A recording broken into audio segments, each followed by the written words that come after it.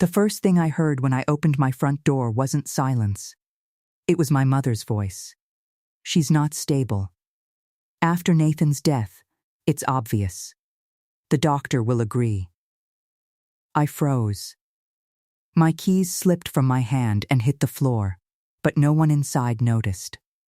My father spoke next, calm and measured like he always did when he was about to do something unforgivable. If we move quickly, we can have her declared incompetent within a month. The assets will transfer under guardianship. It's the cleanest way. My blood turned cold. I had just buried my husband, and my family was already planning to take everything he left me. Nathan had been my entire world. We met when I was 24, broke, stubborn, and trying to prove I didn't need anyone. He was the opposite, steady, thoughtful, the kind of man who listened more than he spoke. When he laughed, it felt like everything in my life paused just to hear it. We built our life slowly. No shortcuts, no drama, just love, patience, and years of quiet sacrifices. And then, in the cruelest twist I still don't fully understand, he got sick. Cancer. Fast. Aggressive. Unforgiving. Within 11 months, the man who used to carry groceries in one hand and spin me around with the other could barely lift his head from the pillow. I held his hand through every hospital night. I memorized the rhythm of his breathing. I learned how to smile when doctors said things like we're doing everything we can. But in the end, it wasn't enough. Nathan died on a rainy Thursday morning, and I died a little with him. The funeral felt like a blur. Faces I barely recognized. Voices offering condolences that sounded rehearsed. My body moved, nodded, thanked people. But my mind was somewhere else, still sitting beside Nathan's hospital bed. The only thing I kept noticing was who wasn't there. My parents. My sister. They sent flowers, a card, a short message that said they were unable to attend due to a prior commitment. I didn't question it at the time. Grief makes you accept things you normally wouldn't. But standing outside my own home, hearing them casually plan my legal downfall, something inside me snapped awake. I didn't walk in right away. Instead, I stepped back quietly and pulled out my phone. My hands were shaking so badly, I almost dropped it, but I managed to open the recorder. Then I walked in. The conversation didn't stop. It just shifted.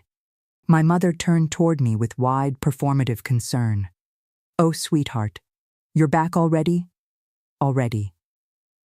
As if my husband's funeral was a quick errand. I forced a weak smile. Yeah, it ended early. My father stood up, adjusting his tie. "You shouldn't be alone right now. We were just talking about how worried we are. Of course you are." My sister Emily barely looked up from her phone. "You look exhausted." I nodded, playing along. "I am." Inside, my heart was pounding so loud I thought they could hear it. Every word they said, every glance they exchanged, I was recording all of it. The first red flag came later that night. My mother insisted on staying over. She made tea I didn't ask for. She hovered, watched me too closely. Then, casually, she said, "You know, grief can do terrible things to the mind. It might help to speak to someone, a professional." There it was, the psychiatrist. I looked at her, pretending to consider it. Maybe. Her eyes lit up just slightly. I already made an appointment, of course she did. Over the next few days, everything started to feel orchestrated. My father began asking detailed questions about my finances. How are the properties being managed? Do you have someone overseeing the accounts? Have you considered simplifying things? Simplifying, meaning handing control over. Emily started dropping hints about money. I mean, $8.5 million is a lot for one person. I don't even know what I'd do with that much. Then one night, I overheard her on the phone. "Yeah, the venue is perfect. I'm thinking we can finalize once I get access to the funds." I stood in the hallway, my stomach twisting. She wasn't talking about her money. She was talking about mine. The deeper I looked, the worse it got. I started going through old documents, things Nathan had organized before he passed. That's when I found something unexpected. A locked folder on his laptop. The password was our anniversary. Inside were files. Dozens of them. Financial records, emails, bank statements, and one document labeled simply, "If anything happens to me." My hands trembled as I opened it. Nathan had known, not about his death, but about my family. He had quietly been documenting everything. That's when the second truth hit me. My father. The respected church treasurer. The man everyone trusted. Nathan had uncovered discrepancies in church funds, small at first. Then larger, money being moved, redirected, hidden, over years. My father had been stealing, and Nathan had proof. I didn't cry that night, I didn't scream, I just sat there in the dark, staring at the screen, feeling something inside me harden. Grief was still there. But now it had something else mixed into it. Clarity. The breaking point came 3 days later. They sat me down in the living room. My mother held my hand like I was a child. "We think it's best if you sign a temporary guardianship agreement," she said gently. "It's just until you're feeling better."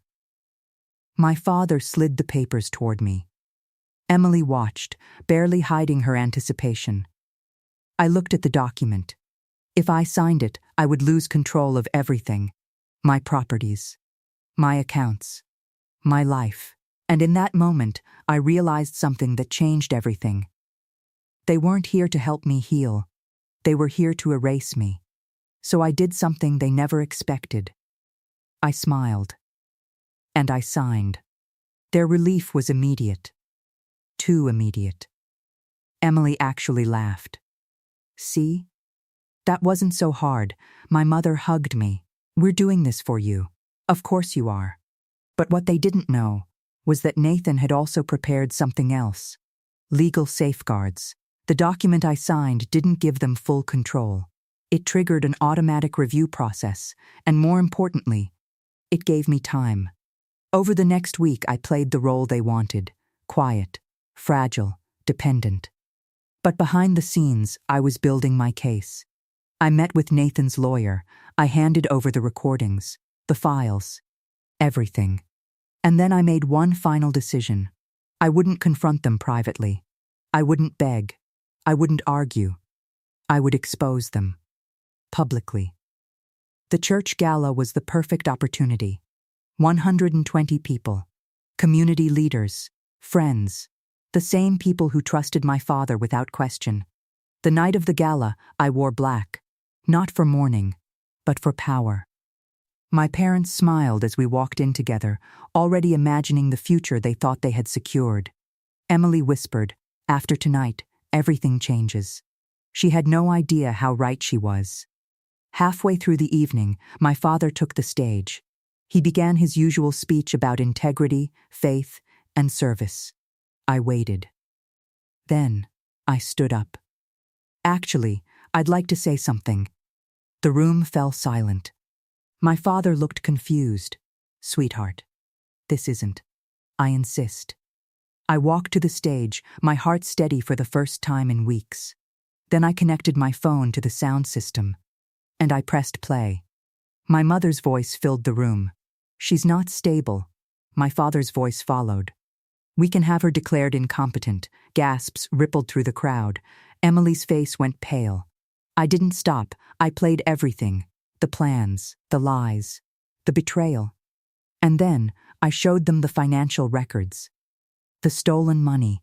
Years of it. The room erupted. People stood up. Whispering. Arguing. The pastor stepped forward, his face dark with disbelief. My father tried to speak, but no one was listening anymore. For the first time in my life, they had no control. I looked at them one last time. My mother was crying. My father looked small. Emily couldn't even meet my eyes. And I realized something surprising. I didn't feel anger anymore, just clarity. "I spent my whole life trying to earn your love," I said quietly. "But tonight, I finally understand." I paused. "I don't need it. I walked out of that room alone. But for the first time, I didn't feel abandoned. In the weeks that followed, everything unraveled for them. Investigations, charges, reputation destroyed. Emily's wedding quietly cancelled. My parents disappeared from the community they once controlled. And me? I went back home. The same house that once felt like a place of betrayal now felt like mine again. I kept Nathan's files, not as a weapon, but as a reminder of who he was and what he protected me from. Sometimes, late at night, I still miss him so much it hurts to breathe. But I also remember what he gave me, not just love, but strength. And the day I stopped waiting for my family to save me was the day I finally saved myself.